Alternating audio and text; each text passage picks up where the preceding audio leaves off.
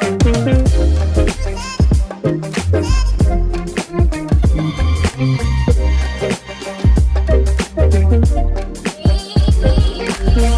and welcome back to the Sleepless Podcast, where I interview people that are much more qualified than me in just about every area. Another one of these, sort of foray into a new style here again, someone I haven't done before.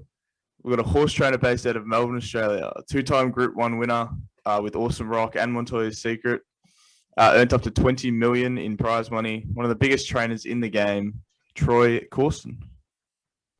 Thanks, Jared. That was a nice introduction, but you're more advanced and you're more with the Zoom meetings than I am, that's for sure, and the podcast. So you know more than that about me.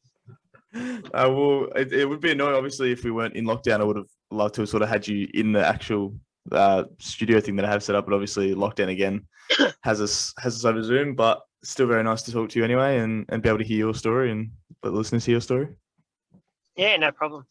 Yeah, it's going to be awesome. Obviously, as I said, you're the first sort of in this aspect of sport that I've interviewed. I've done sort of mainly footy players and had a gymnast and Paralympians, but now my first horse trainer, which is something that when I first started this, I did not think I'd be able to talk to, but my word. Yeah, I'm not quite an athlete, but I'm in the sporting game anyway. More like a coach, probably. Nah, it's still even cooler. And like, obviously you've had some insane stories and some great memories of your career, and obviously horse racing is a massive part of Australian culture, and you know it's just a big thing that everyone really knows about, which is awesome. Yeah, it's a great industry. Yeah.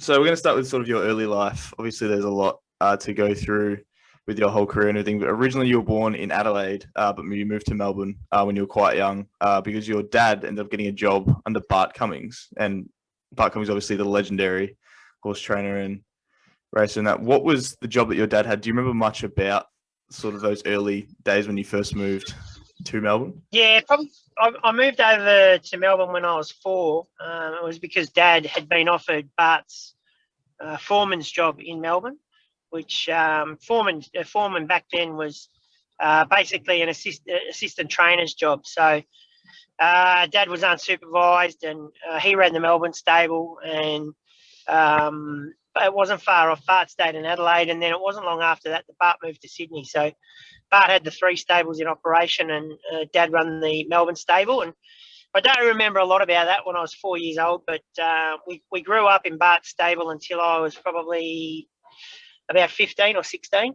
And, the number of good horses that came through was phenomenal. It was just unbelievable. Let's Elope, Shaftesbury Avenues, Ming Dynasty, High Perno, and these are all horses from long time ago that probably only your older listeners are going to remember, but nonetheless they were the champions of their time.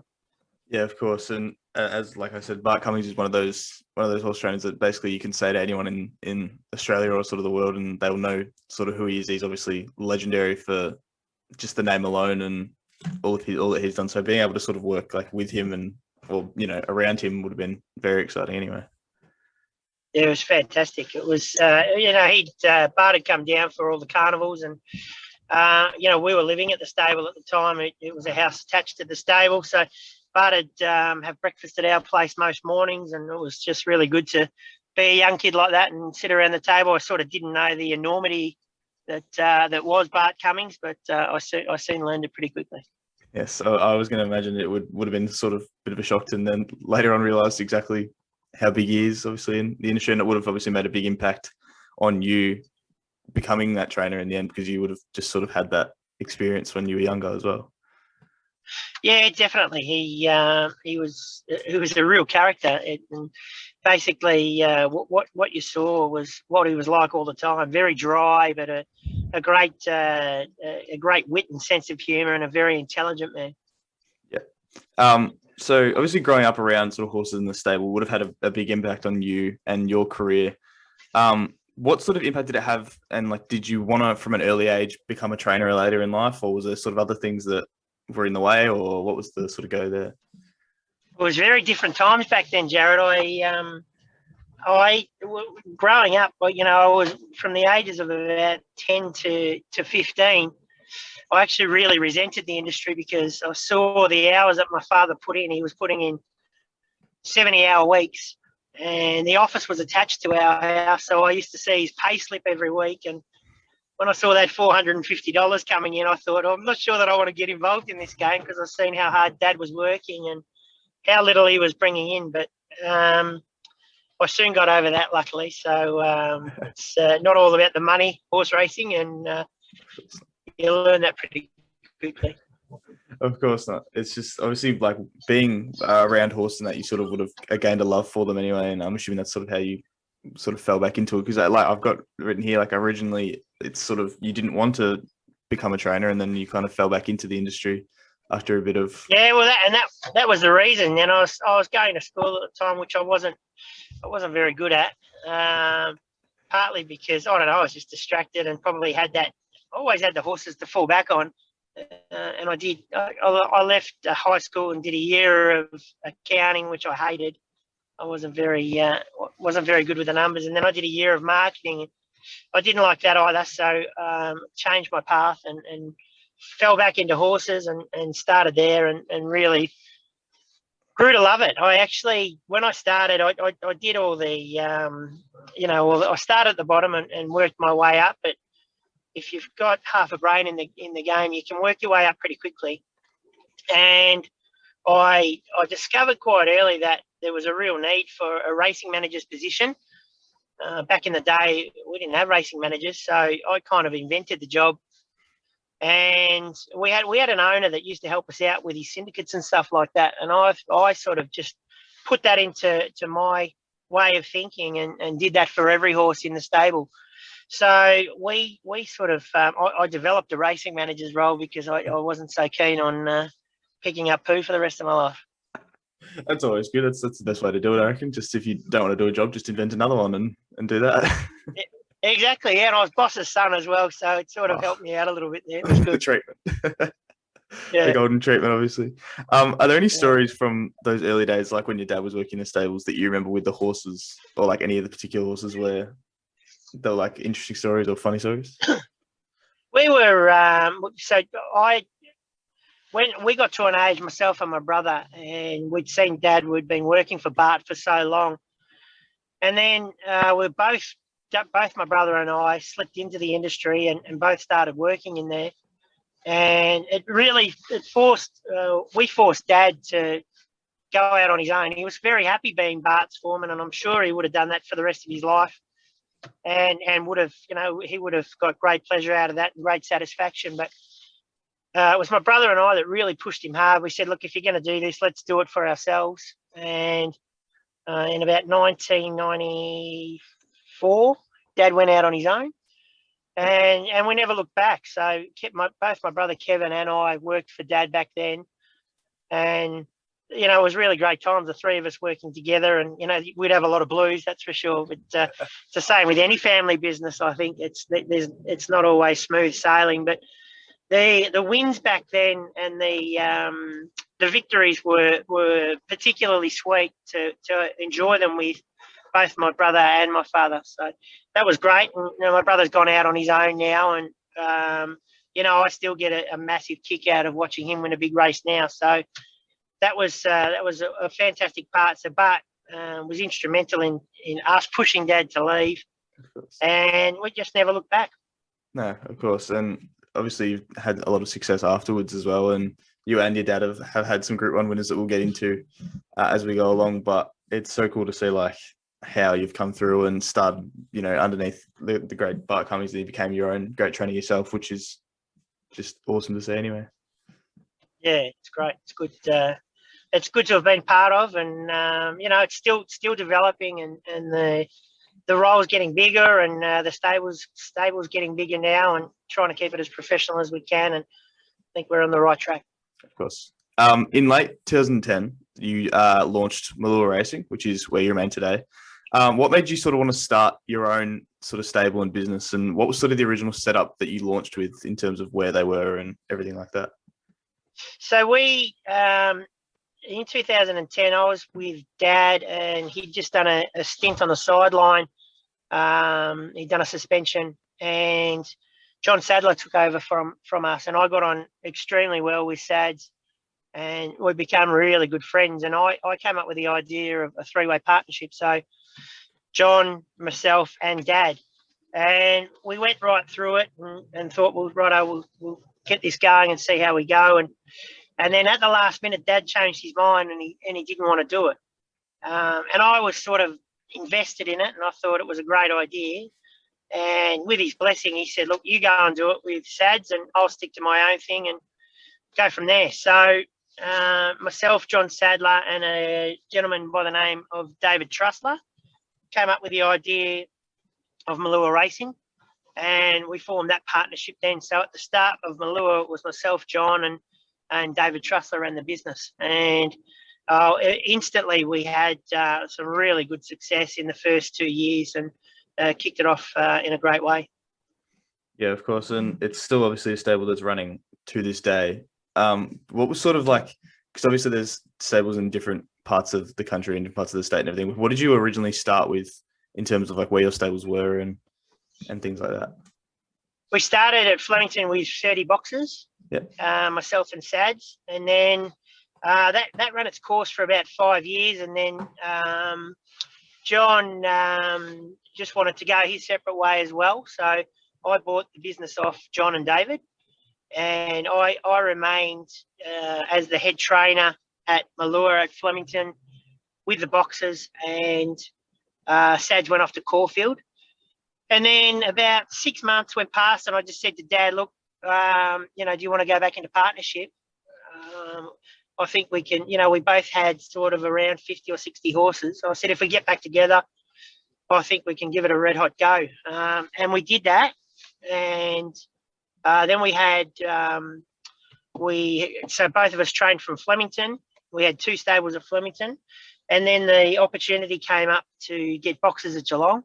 So Dad moved down to Geelong, and I'm at Flemington now. And we've also got the farm up at Bangtail, and it's just working really well. Yeah, of course. As you said, obviously, if your dad came and joined you, how did that sort of feel to be able to combine with your dad and sort of make this partnership that, obviously it started when you were really young and you moved over, and then you actually be able to came sort of later in life work with him? How did that sort of feel to be able to work alongside him? It was unreal, and it was certain when I had a big winner with John, and the first time that we won a big race, the feeling wasn't the same. It was great. It was fantastic. And it was nothing against John at all, but it wasn't the same as the feeling that I had when I got a big winner with Dad. There's just something really special about it. You're both on the same wavelength, and you're both from the same family, and we've achieved this, the great thing.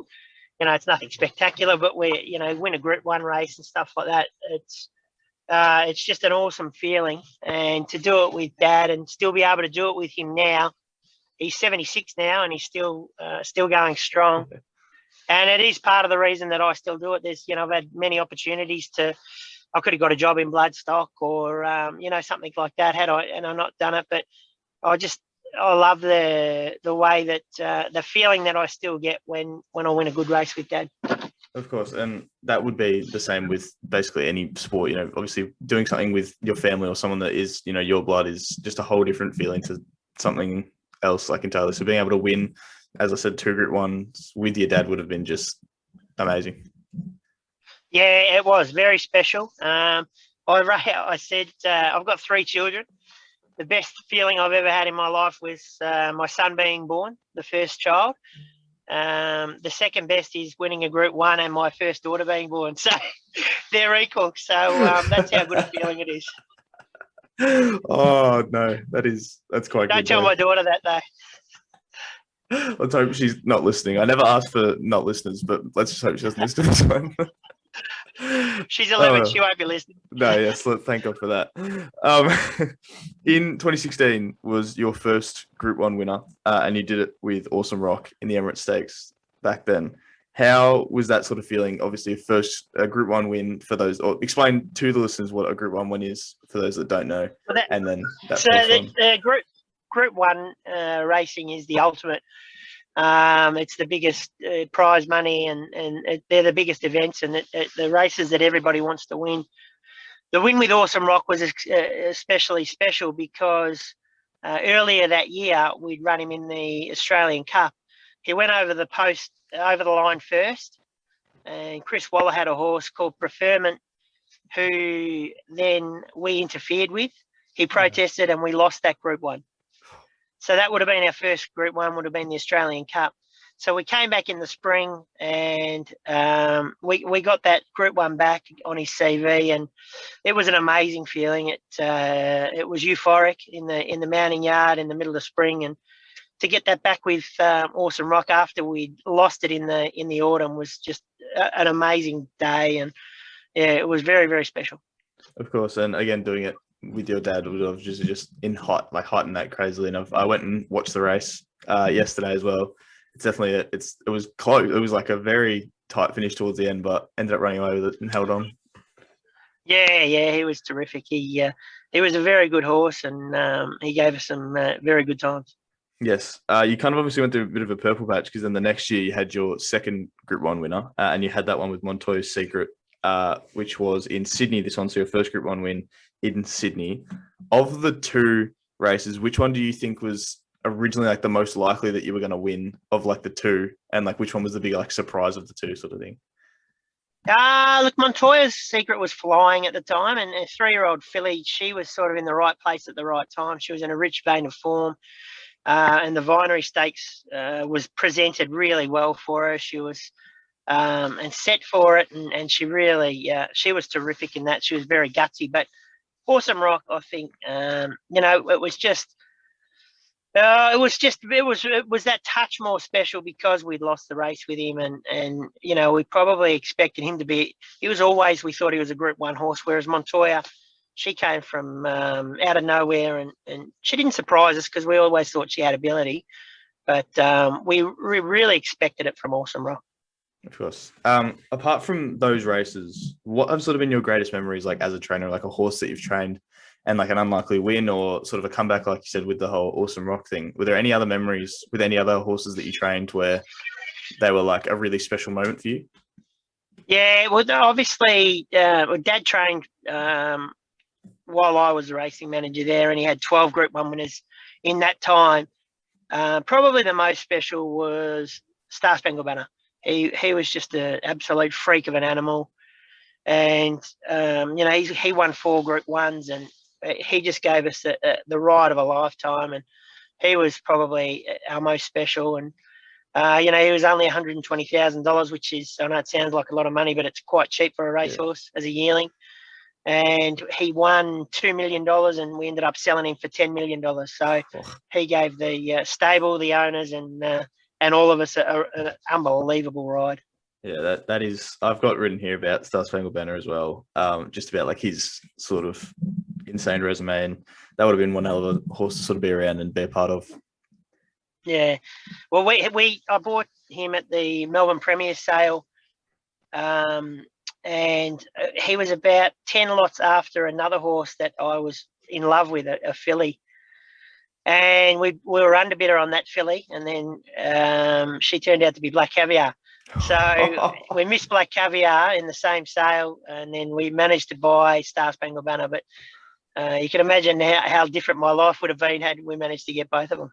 Wow, that is something. I actually had a question for later that was going to be, were there any horses that you could have possibly trained or owned that you didn't end up sort of getting, that like just for like any sort of sliding doors moments? And that is definitely one of the big ones. I've got too many of them, unfortunately. Rangy Rangdu, I was underbidder on. Efficient, I was underbidder on. Who else? Invincibella, I was underbidder on. So all Group 1 winners and all very good horses. So, but we try not to think about those sorts of things, and we worry about the ones that are coming up. I was going to say, and even if those ones, you've still had obviously winners in the past and things that have created memories, and you're still obviously going, and there's going to be so many more winners in the future, I'm so sure, anyway. Yeah, spot on, mate. It's the best thing. We've got about 58 yearlings on the books at the moment. Yep. And they're all coming through at the moment. That's the most we've had for about 8 or 9 years. So we've got a really good team coming through, and some lovely babies. Yes, of course. And we'll obviously be keeping a lookout for them constantly. Other than being a trainer, you were also as you said before, you've bought and own horses as well. For the listeners that don't know, what's sort of the difference between the different roles, like the trainer and like an owner of a horse, and like how does that differ in terms of what you do as well? Well, the trainer's got all the pressure and the owner pays all the money. So that's the best way to describe it. So the owner basically they fund my hobby. So I know it is a business and it's full time and there is a stack of pressure, but I'm very lucky. I've got some really good owners behind me, and they pay for us to be able to do what we do. It's not cheap to have a horse in work, and I think we're $120 a day plus GST. So it's not cheap to have a horse in work, and we're lucky enough that the owners pay for those horses to be in work, and then we're lucky enough for punters to bet on them so that we can race for such great stake money. So it's a really good circle of life that we go through at the moment. But I'm really enjoying being a trainer at the moment. I think one day I'll probably suck back out of it. I'm very big on developing the people underneath me, staff-wise, and the people that are coming through. And I think I've got some really good assistant trainers below me that are very, very keen to train in the future. So, yeah, I'm not sure, whether it be 5 years or 10 years, I'll probably just form into a management role again. But, at the moment, I'm really enjoying training and I won't be stopping for the foreseeable future. No, and of course I'll be following constantly. What is sort of next for mule racing as a whole, but also just you as well? Are there any sort of horses coming up that you're even more excited about than like any Group 1 races and things like that have got coming up? Yeah, we've got a really good team assembled for the spring this coming year. Swats that, Ranting, Yes Baby Yes, Zoo Dancer, The Astrologist, and there's about 6 or 7 unraced horses that I'm really excited about as well. So we've got, as I said, we've got a really good young team coming through at the moment. We've got everything set up at the moment. We've got Flemington's running really well. We've got a great team at Geelong. That's going great. It gives us the 2 options of where we want to train them. Flemington's extremely busy, and some horses thrive on that, whereas Geelong's very quiet, and some horses really like that. So we can use both to our advantage. And the farm, which has been in use for the last 18 months, I think is a real string to the bow, and it sort of just really complements and finalises exactly what we need. So we're really set up for the next 10 years to smack it out of the park. We've just got to make sure that we keep the good horses coming through and keep that all-important strike rate going up and keep it up as high as we can get it. Of course, and that'll be something that's very, very exciting to watch in the future with all the future coming up. Obviously, as I was younger, I didn't really understand much about sort of the horse industry other than the actual horses themselves and, what names they had. But now that I've sort of grown up and know more about all the training and the ownerships and all that, it's really cool to see how different trainers can how they have developed along with the horses that they own and how they continue to produce winners like yourself. And it's really cool to see anyway. Yeah, it's an amazing industry. If people don't know, it's the 3rd biggest industry in Australia. Yeah. And the amount of variety, whether you want to be with a big name trainer like Chris Waller, and you see how professional Chris works and how he goes about things, or you want a mid-range stable like ourselves, or you can find these smaller trainers that are terrific horsemen. And, they might not have the business acumen that the bigger stables have, but terrific horsemen, and their one-on-one skills with their horses is just phenomenal. And some owners like giving horses to them, and, there's something for everyone in this industry. And the other thing is, you don't have to be 100% owner. We do 2.5% shares now, which makes it very affordable for, mums and dads that are on a salary, and, it doesn't become too much of a burden, and they still have a lot of fun racing horses. Of course, that's one of the things that is so good to see. My dad used to be part owners in some horses and stuff like that, and he sort of still just looks around at everything, and it's cool to just see. We used to watch the trials and that with him, and just be able to see a horse that you have a stake in, actually race and actually win money and go up in the ranks and all that. It's just so cool to see. Yeah, it's a great feeling, and it is a great feeling when you do own them, and you see your horse go over first in your colours. Yeah. It's a terrific feeling. Of course. Thank you so much for coming on today. Obviously, as we know, I haven't had anyone in this industry come in before, but being able to have you and sort of explain to the listeners everything is such a cool thing to do. And just to hear all the stories and all the Group 1 wins and what you've done is really awesome. So thank you very much for coming on. Thanks for having me, Jared. It's been good. Yes, it's been an absolute pleasure. Thank you.